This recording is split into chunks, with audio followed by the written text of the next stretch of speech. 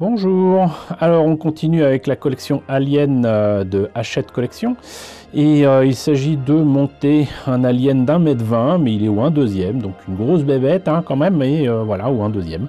Et donc je ne monte pas ce kit, hein.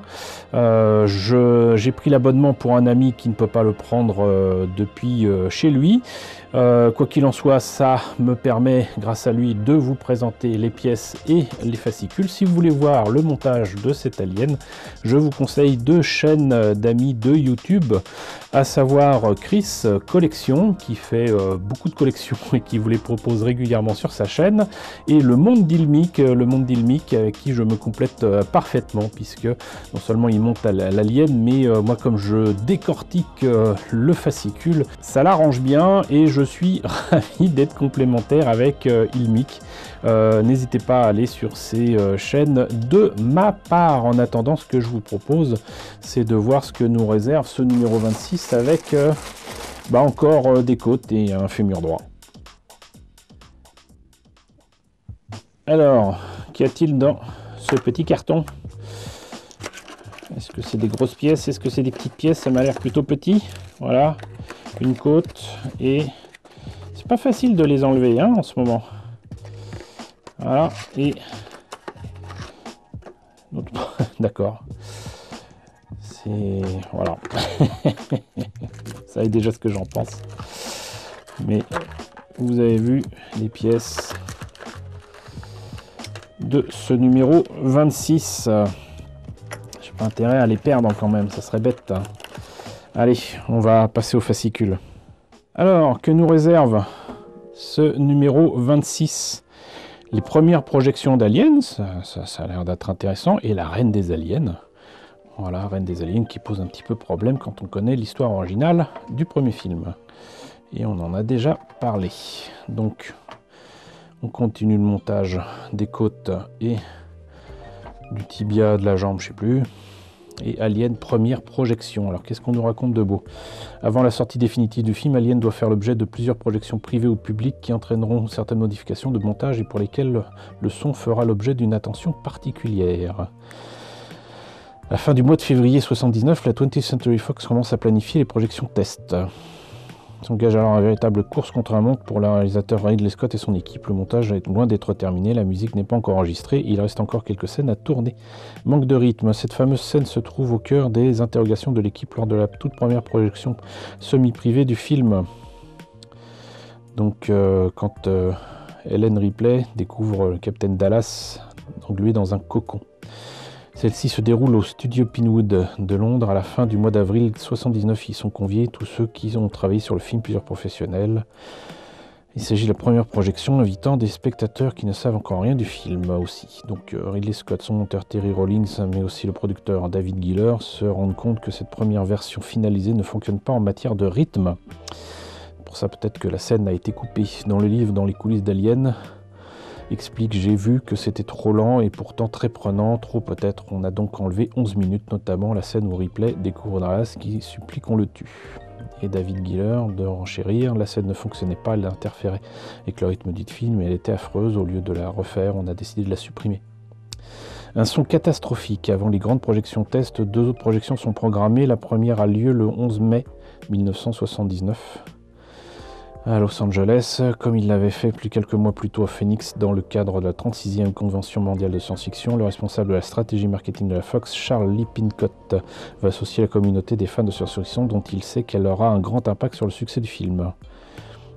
2 jours plus tard, le 13 mai, une autre projection se déroule à Nice, en marge du Festival de Cannes. D'accord. Donc le 13 mai 1979, il y a eu une projection à Nice en France. Puis vient le premier test grandeur nature à Saint-Louis, Missouri. Pour l'occasion, la Fox a affrété un jet privé afin d'y conduire plusieurs de ses dirigeants, ainsi que Ridley Scott. Carton plein. Où est le son catastrophique? Ouais. Toutefois, cela ne peut pas se faire avant la seconde preview qui se tient dans la foulée à Dallas. Celle-ci est particulièrement attendue. Certains bondissent de leur siège, sortent du cinéma pour y revenir ensuite. D'autres hurlent, se ruent dans les toilettes. Un ouvreur manque même de s'évanouir et doit être transporté à l'extérieur du cinéma. Ces actions font craindre le pire aux exécutifs de la Fox, mais les cartons de notation des spectateurs les rassurent. Le film est un immense succès. Il sera confirmé le 23 mai suivant lors d'une avant-première dédiée aux professionnels du cinéma où Samuel Goldwyn Theater à Los Angeles. Mais je vois toujours pas où est indiqué un son catastrophique.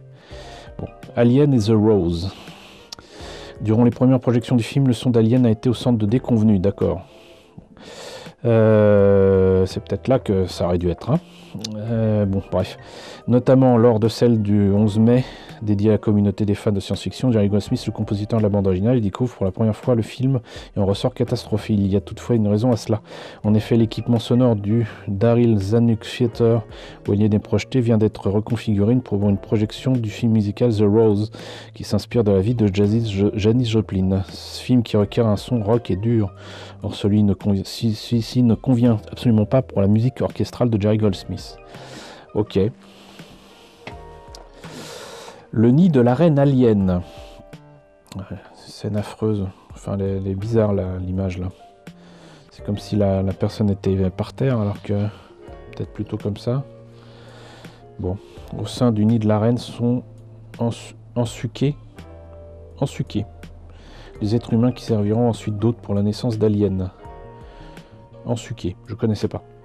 Chaque reine a sa salle du trône. Celle d'Alien, le retour, ne fait pas exception. Cette salle sombre et visqueuse est le théâtre du premier acte du face-à-face d'anthologie entre Ellen Ripley et la mère des xénomorphes.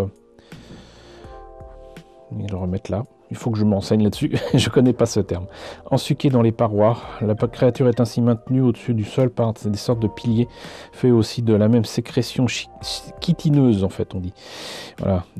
Ce qui lui permet de développer l'extension abdominale nécessaire au processus de ponte. C'est là aussi que sont amenés les humains capturés par les xénomorphes. Ces proies sont ensuquées dans les parois du nid et des œufs sont disposés près d'elles dans l'attente de l'éveil du facehugger qu'ils contiennent, lequel viendra se fixer au visage des malheureux. Argile, verre et latex, ah voilà. Pour Alien le retour, le réalisateur James Cameron dessine lui-même le nid, et la reine alien aussi d'ailleurs, dont un modèle réduit est ensuite conçu, effectivement. Il fournit également à ses équipes plusieurs croquis représentant des colons prisonniers des murs.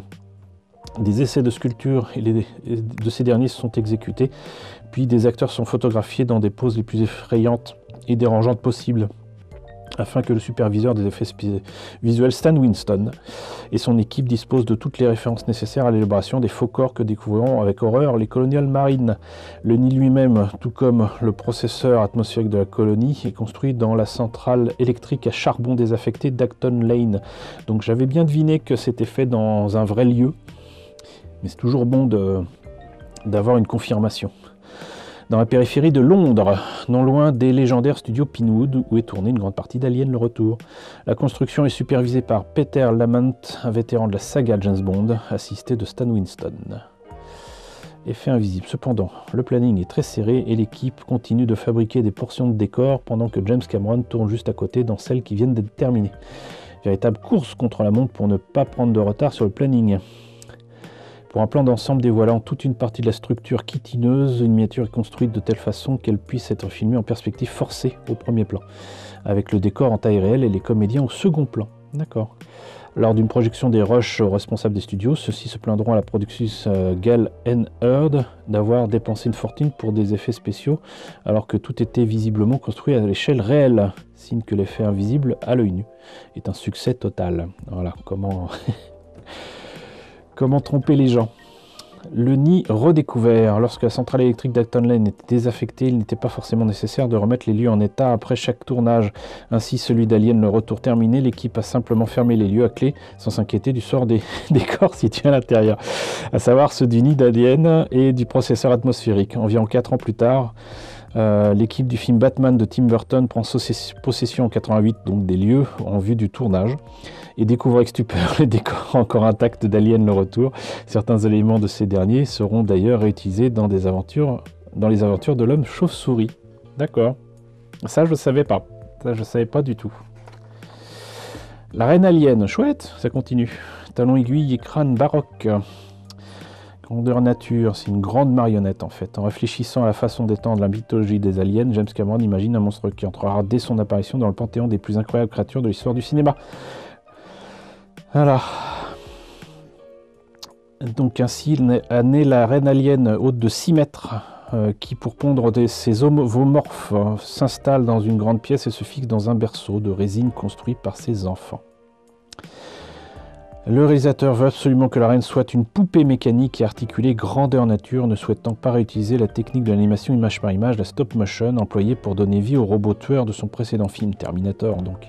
Les deux hommes imaginent, donc certainement Stan Winston, un système où le corps de la reine peut abriter 2 opérateurs cascadeurs qui manipuleront les 2 paires de bras et la créature, tandis que le reste de ses parties articulées sera dirigé à distance par une armée de techniciens. Enfin, l'intégralité de l'armature est fixée par le haut à un bas de grue qui déplace le xénomorphe géant dans les plans larges. L'axe de caméra choisi par Cameron suffit à dissimuler les supercheries. Le résultat reste l'un des plus beaux tours de force jamais vus sur un écran, un vrai moment de magie cinématographique, si je ne me trompe pas. Le modèle de tournage de la reine alien a été réutilisé pour Alien vs Predator, et ensuite cette grande marionnette a été récupérée pour être exposée au musée du cinéma de Lyon. Elle a été remise en état et elle est visible là-bas, si je ne me trompe pas. Voilà. Donc si vous êtes du côté de Lyon, n'hésitez pas à lui rendre une petite visite. Le quotidien à bord de l'ISS. Levé à 6 h, recherche, entretien et sport, la nuit dans un sac. Hop, voilà, et bien écoutez, c'était le numéro 26 d'Alien. J'espère que la présentation de ce numéro vous a intéressé. N'hésitez pas à me dire ce qu'il en est dans la section commentaires. N'hésitez pas à liker, n'hésitez pas à partager, n'hésitez pas à vous abonner si ce n'est pas déjà le cas. Coucou aux nombreux abonnés qui nous ont rejoints ces derniers temps, bienvenue ici. Coucou aux grands anciens qui me suivent depuis 6 ans. Merci à tous de votre fidélité, merci à tous de votre soutien sur Tipeee et sur Paypal. Surtout, prenez soin de vous. Je vous laisse avec la liste des contributeurs de la chaîne et je vous dis à très bientôt pour la présentation du numéro 27.